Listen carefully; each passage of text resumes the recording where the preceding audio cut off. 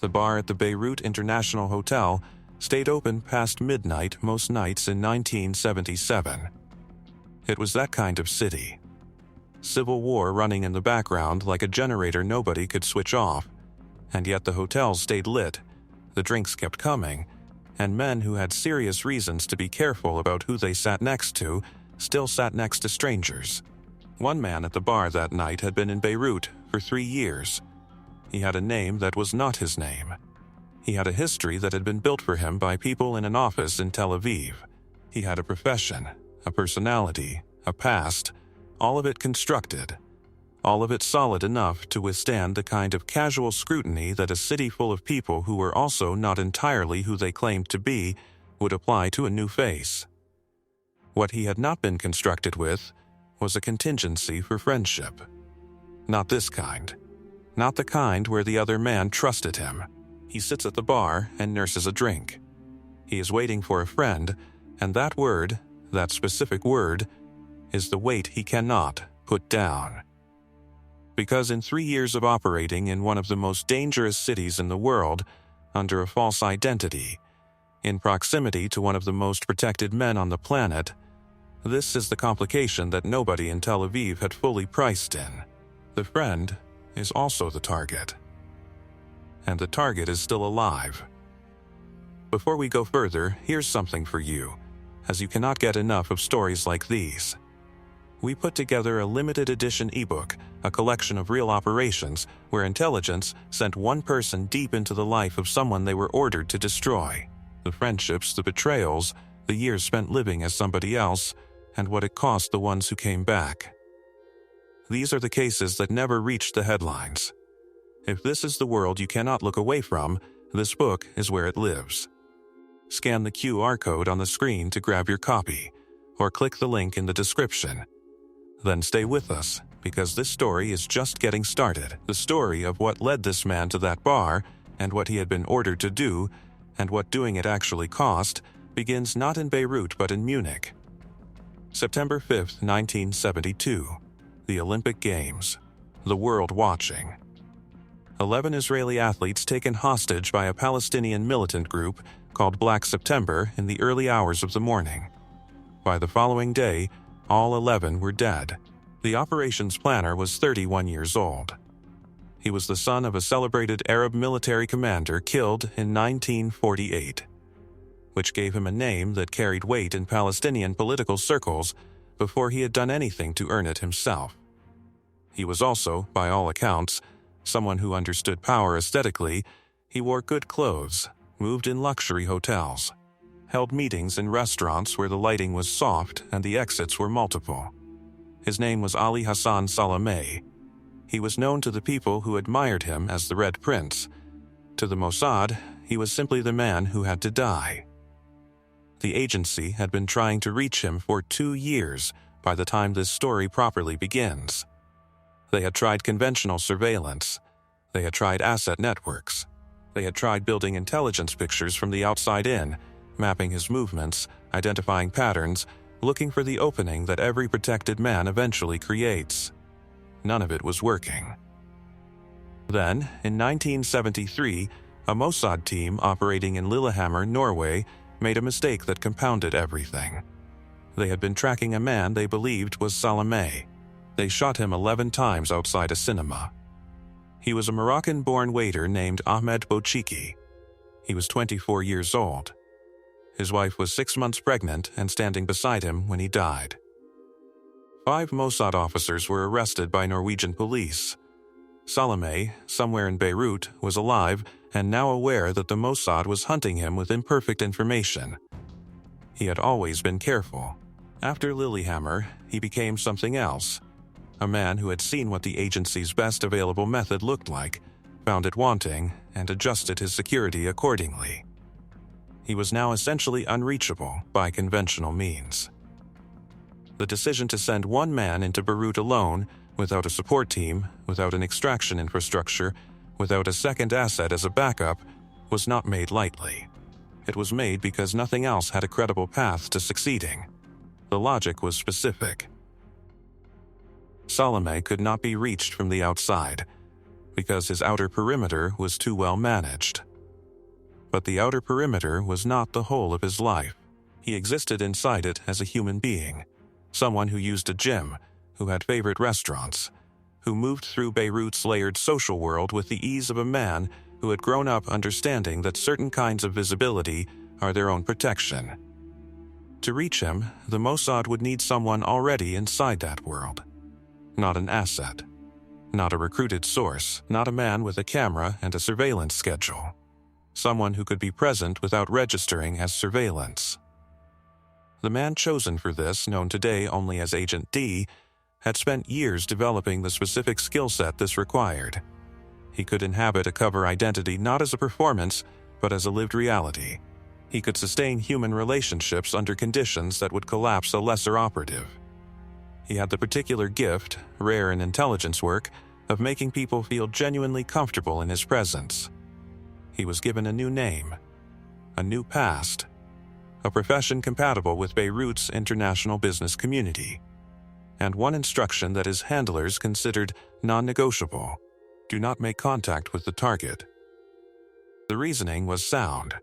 Salame was not a man you approached. He had survived long enough and lost enough allies to know exactly what an unexpected approach from an unfamiliar face usually meant. Any direct move toward him would register immediately. The plan was proximity without contact. Sustained presence in his orbit until an opportunity opened up. A pattern in his movements. A gap in his security. Something that could be exploited from a distance.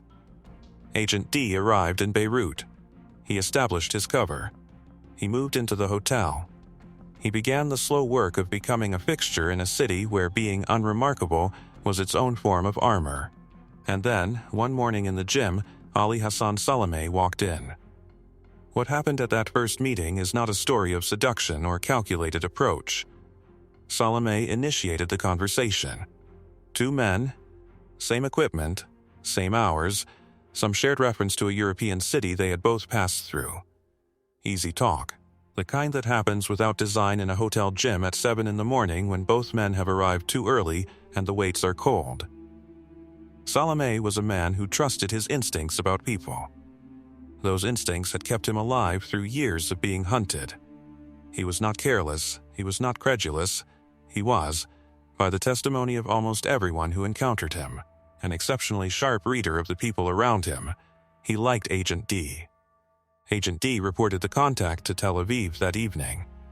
His handlers received the report and faced something they had not fully prepared for, a situation in which the original instruction was now the liability. Breaking off contact with the man who had chosen to initiate it would register. It would be odd. It would, in a city where everyone was watching everyone else for signs of the unusual, be exactly the kind of oddity that attracted the wrong attention. They told him to continue. And here is the first of two things that would not resolve themselves in the months ahead. The Mossad had now authorized a relationship they had originally forbidden, not because the relationship was safe, but because ending it had become more dangerous than continuing it. The logic was operationally correct. It was also a logic that, once applied, had no natural stopping point. If the relationship could deepen, it would provide better intelligence. If it provided better intelligence, there was reason to deepen it further. The instruction had been, do not make contact. The revised instruction was, continue contact. There was no instruction between those 2 points, no line that once crossed would tell Agent D he had gone far enough. The second, unresolved thing is harder to name. Agent D was a professional. He was trained. He had been inside cover identities before and come out the other side intact. But training is a simulation of a thing, not the thing itself. The man across from him in the gym was not a file. He was not a photograph on a briefing sheet or a name on an operational plan. He was a person who had chosen to be there, at the same hour, on the same equipment, making easy conversation about a city they had both passed through. What that meant for the months ahead, what it would cost to hold the mission and the man in the same space, simultaneously, was a question Tel Aviv was not asking. Agent D was the one who would have to answer it. The months that followed did not move quickly. That is the part of deep cover operations that no training manual adequately prepares a person for. The pace. Not the danger, not the deception, but the slow accumulation of ordinary days that have to be lived as if they are the only days there are. Agent D woke up each morning in Beirut as someone who was not himself. He ate breakfast as that person. He moved through the city as that person. He had conversations, made appointments, kept a schedule, all of it in service of an identity that existed solely to position him near one man. And near that man, increasingly, he was. The gym became a regular meeting point. Then drinks. Then the kind of extended conversations that happen when two people have decided, without formally deciding, that they enjoy each other's company. Salame moved through Beirut with a security detail that was always visible and always close. But inside that perimeter, his social life was real. Dinners, gatherings, the company of people he had chosen rather than inherited. He began choosing Agent D. There is a concept in intelligence work called going native. It describes what happens when an operative, embedded long enough in a target environment, begins to lose the psychological distance that makes the work possible. The cover stops being a tool and starts being a self. The relationships stop being assets and start being relationships. The Mossad watched for this. It was not a theoretical concern. It had ended careers and compromised operations before. Handlers were trained to detect the signs, a shift in reporting tone, a delay in transmissions, an increasing tendency to contextualize the target rather than simply describe him. Agent D's reports did not show these signs. What they showed was something more complex and, from a handler's perspective, harder to classify. The intelligence was excellent. His access was producing information that the Mossad had not been able to obtain through any other channel. Details of Salame's routine, his security arrangements, his movements through Beirut's geography, the composition and habits of the men around him. This was precisely what the operation had been designed to generate, but the reports also contained something that operational reports were not designed to accommodate. They contained Salame as a person, not as a target profile. As a man, specific, three-dimensional, with a particular kind of intelligence, and a way of reading a room that Agent D described with a precision that went beyond what the mission required. His handlers in Tel Aviv read these reports and made a decision they did not communicate directly. They decided it did not matter. The intelligence was good. The access was holding. Whatever was happening in Agent D's internal accounting was his problem to manage. That was what the job required, and what he had been selected for. They continued to authorize the operation. Then Salame invited him to dinner. Not a restaurant. Not a neutral venue. His home. This was a line that the original operation parameters had not contemplated, because the original operation parameters had not contemplated the relationship reaching this point. Agent D had been told not to make contact. He had made contact and been authorized to continue.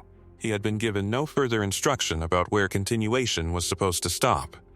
He reported the invitation to Tel Aviv before responding.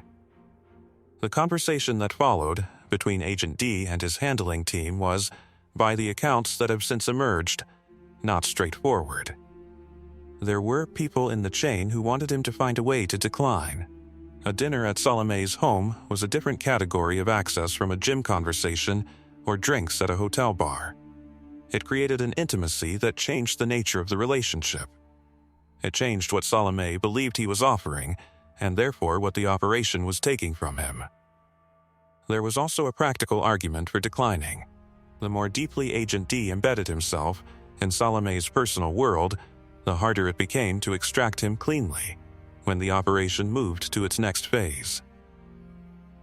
An operative who had been in a target's home, who had met his family, who was known to his inner circle, that operative left traces.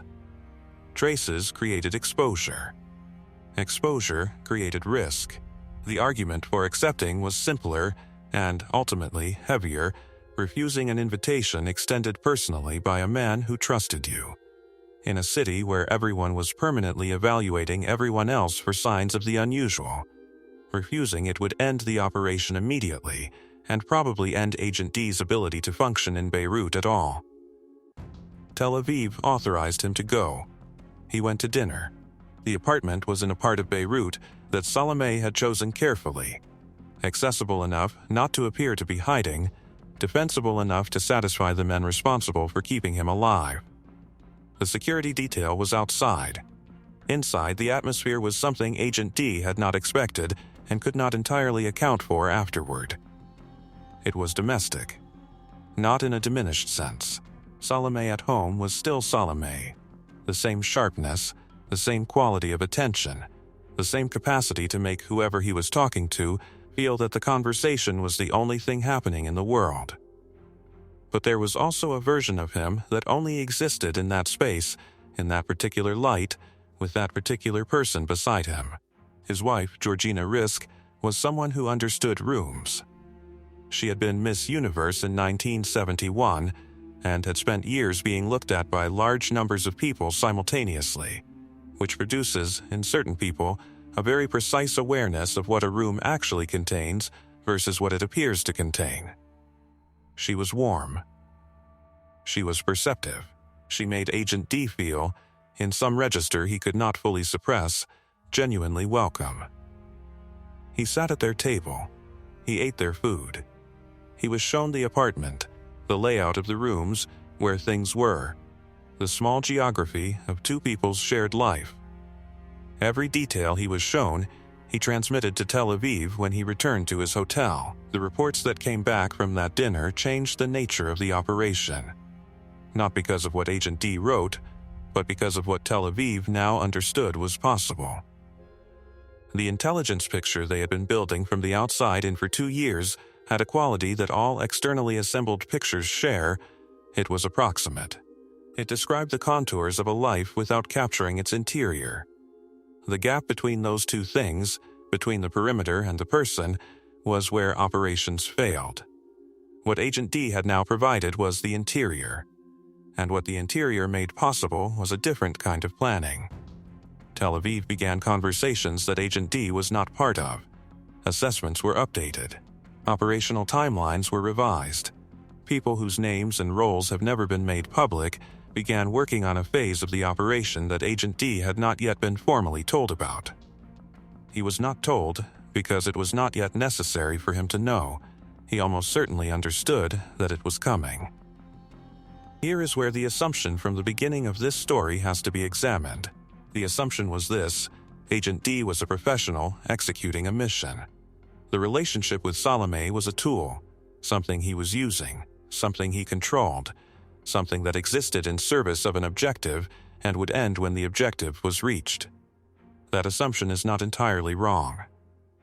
But it is not entirely right either. There is a documented moment, not from Agent D's operational reports, but from an account given decades later, in which he described what it was like to be in Salame's company during this period. He was smart, he said. A strong man. Intelligent, we had a lot in common. He said this without qualification, without the framing of operational necessity or retrospective justification. He said it the way a person describes someone they genuinely knew, with the specific texture of actual experience rather than the smoothed-out language of a debrief. This is not, by itself, evidence of going native. Operatives are permitted to accurately perceive the people they are working against. Accuracy is part of the job. But there is a difference between perceiving someone accurately and being changed by that perception. And Agent D, somewhere in the months after that dinner, was carrying something in his body that his reports were not designed to contain.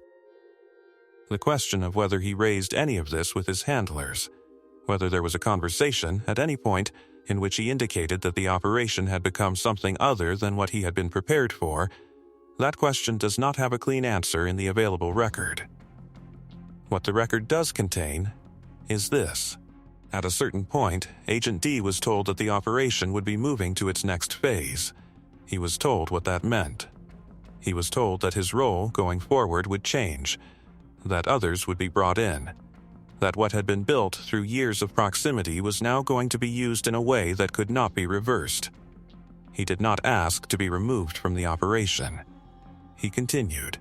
Whether that continuation was the decision of a professional who had always known this was where the mission led, or whether it was something harder, something more like a person choosing the version of himself that had been built for this purpose over the version of himself that had sat at a man's table and been trusted.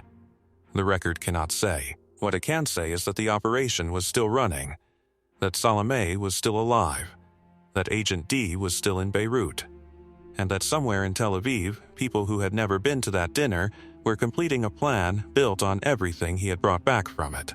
Whether the plan was going to work, whether the access that had been built on something genuine could survive being turned into something operational, was a question that no one in the chain had fully answered. It was not a question anyone was asking Agent D. The second operative arrived in Beirut in the autumn of 1978. She came alone, which was deliberate. A woman traveling alone in Beirut at that period attracted a particular kind of attention, concern, occasionally, from hotel staff and taxi drivers, but not the kind of attention that mattered operationally. She was not part of a team in any visible sense. She carried her own documents. Her name was real. Her nationality was real. Everything else about her presence in Beirut was not. She would later be known publicly as Erika Chambers. British by birth, recruited by the Mossad some years earlier, she had the particular professional asset of being exactly who she appeared to be on paper, which meant she could travel without the additional layer of risk that a forged identity creates. Forged documents have seams. Real documents do not. What she had given up in exchange for that operational advantage was something she had not fully priced at the time of her recruitment. Her name, her face, her country. Once this operation concluded, all of it would have to go. She knew this when she arrived. She had known it when she accepted the assignment. The woman authorized to speak for her decades later said only. She understood well what it meant. What it meant was that Beirut was not the most dangerous place she would inhabit in the coming months. The most dangerous place was the life she would have to leave behind when it was over. Agent D did not know the full operational plan. This was standard. Compartmentalization is not a failure of trust between an operative and his handlers. It is the architecture of how these operations survive. What one person knows limits what can be extracted from that person if something goes wrong. What Agent D knew was that a secondary team was being positioned. What he did not know was the precise method, the precise timing, or the precise role he would be expected to play in the final phase. He had been told to maintain the relationship. He maintained it. Salame, in the autumn of 1978, was not showing any signs of the kind of behavioral change that would indicate a heightened security alert. He was still moving through Beirut with the confidence of a man who had survived long enough to believe that survival was something he was structurally good at. He was still seeing Agent D. They had dinner twice in October, once in November. At the November dinner, Salame was in good humor. He had news that Agent D did not yet know the significance of Georgina was pregnant. He spoke about it the way men speak about things that have changed the interior weight of their life, not loudly. With a particular kind of quiet, Agent D sat across from him and received this information and gave back whatever the moment required. He transmitted the detail to Tel Aviv that evening. He did not know, when he sent it, whether it would change anything. It did not change anything. The first problem emerged in December. The device, a car bomb, positioned to detonate as Salame's motorcade passed, required a specific triggering window. Salame's movements were not random, but they were not rigidly scheduled either. He varied his routes. He varied his timing. He had the instincts of someone who understood that pattern was vulnerability. The first window, identified by the operational team, closed before it could be used. This was not a failure in the intelligence picture. The intelligence picture was the best the Mossad had ever assembled on a protected target. It was a failure of timing, the specific, uncontrollable kind that emerges when a plan encounters actual conditions. The team reset. A second window was identified in January. This one was tighter. The motorcade's route had been partially constrained by construction on a parallel street, a piece of ordinary urban infrastructure that had the effect, for a period of days, of making Salame's movements through one section of Beirut more predictable than they would otherwise have been. The operational team identified the Verdun district as the location. They positioned the vehicle. They waited. On the morning of January 20th, 1979, the window opened. And then Salame did not come. Not because he was alerted, not because his security detail had detected anything. The reason, established afterward, was mundane in the particular way that nearly all near misses are mundane. A meeting ran long. A schedule shifted by 40 minutes. A man was late because something ordinary made him late. The team stood down. The vehicle remained in position. The decision to leave it in place rather than abort and reset was made by people who were not standing next to it. The logic was that the construction diversion was temporary. The window that had made this location viable would close within days as the street work moved.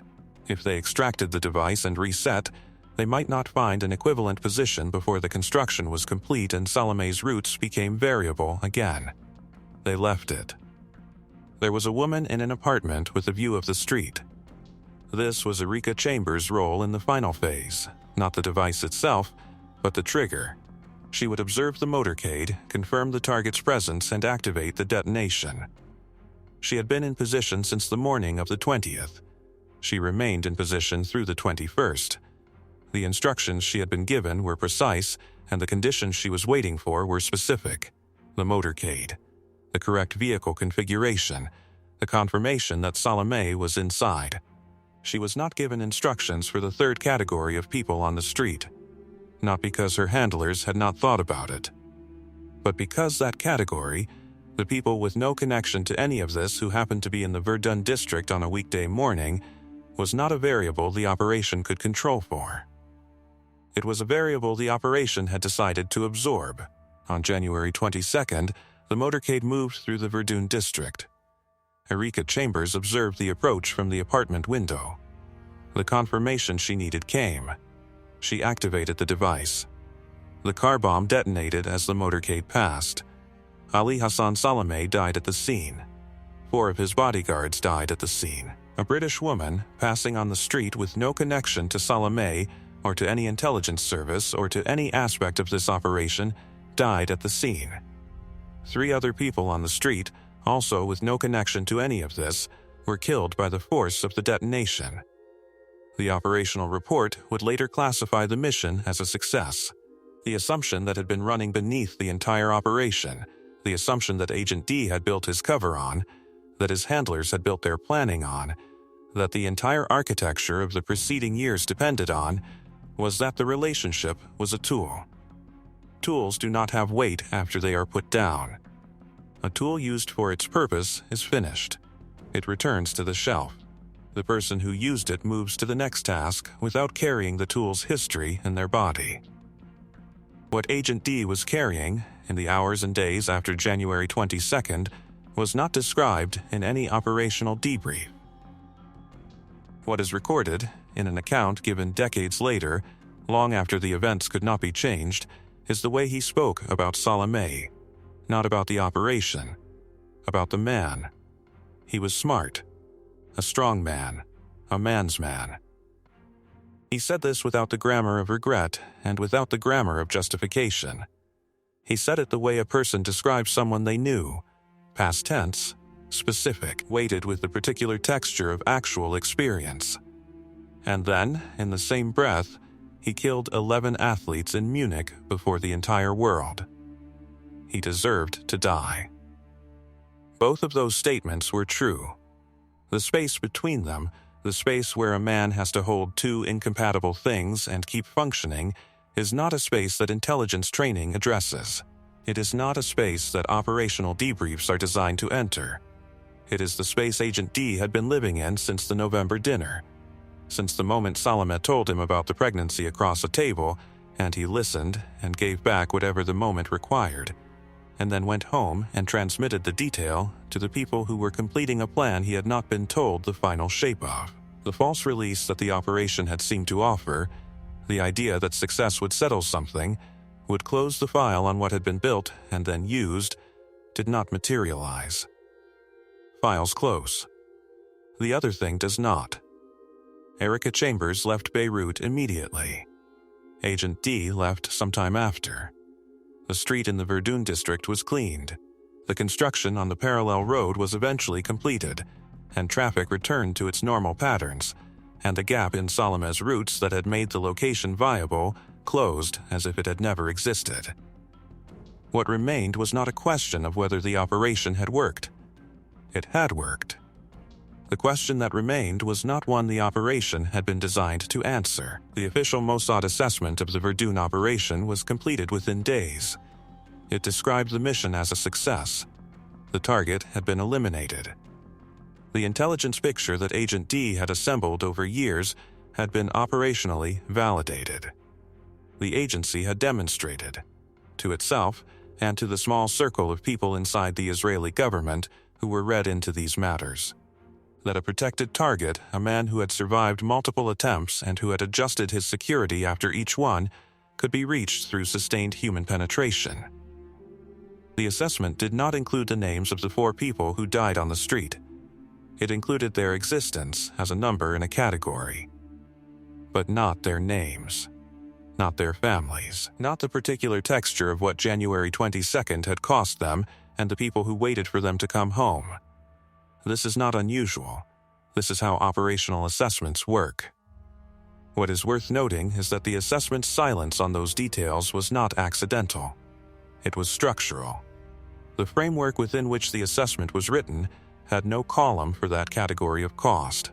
It had columns for operational objectives achieved, for asset security post-operation, for lessons applicable to future missions. The civilians on the street in Verdun were in none of those columns. They were in Beirut when the device detonated. That is where they remain in the record. Erica Chambers left Lebanon within hours of the operation. The speed of her departure was planned. Her role in the final phase meant that her face was potentially known to people who would very shortly be looking for faces. She moved through the exit route her handlers had prepared, and she did not stop moving until she was clear of the region entirely.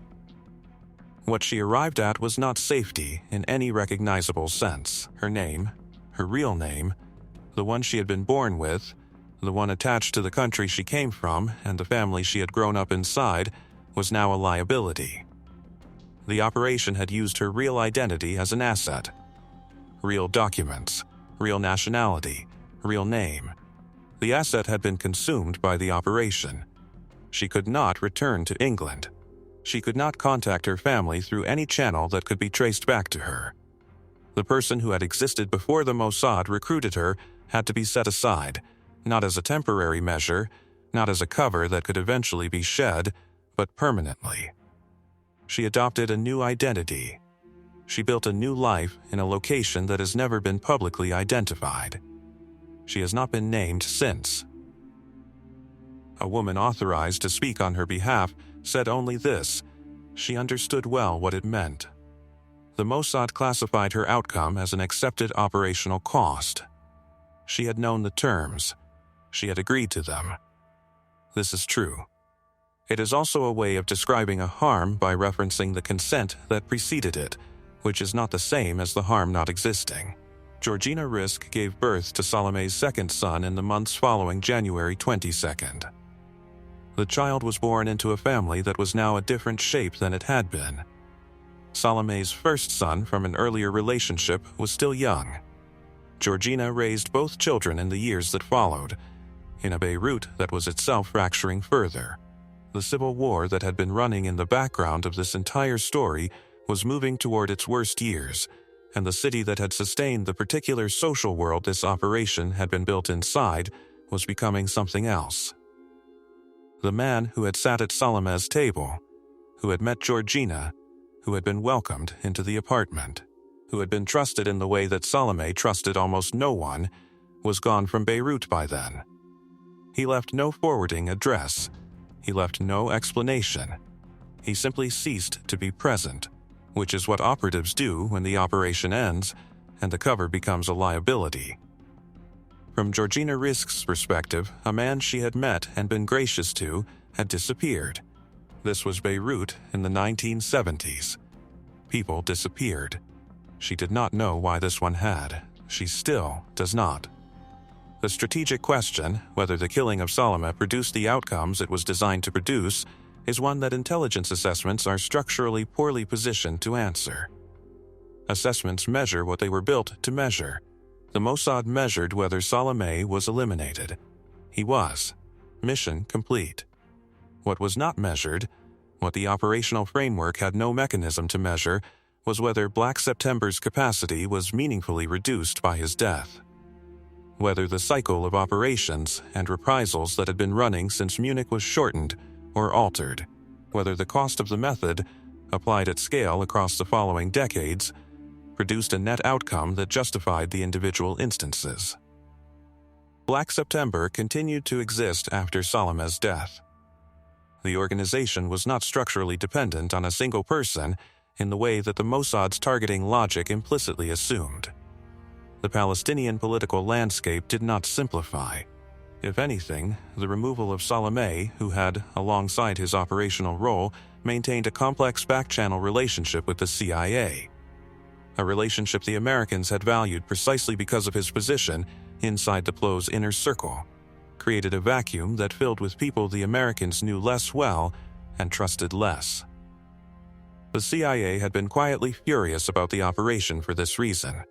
They had invested years in their own access to Salame for their own reasons, and they had not been consulted. Access built on trust, when it is destroyed, does not simply disappear. It inverts. The people who might have been the next layer of contact, who might have maintained or extended the back channel, now understood what had happened to the last man who occupied that position. The doctrine that the Verdun operation was built on, the use of long-term deep cover to build genuine human access to a protected target, did not begin with Agent D in 1974. It was older. It had a lineage. The cases that built the methodology, that established what a sustained legend could achieve and what it cost the person carrying it, are not in any public file. Some of them are in what we put together in an ebook, and it is linked in the description below. It covers the operational record of relationship-based intelligence collection, the cases, the methods, the outcomes, and what the people at the center of those operations actually carried when the mission was over.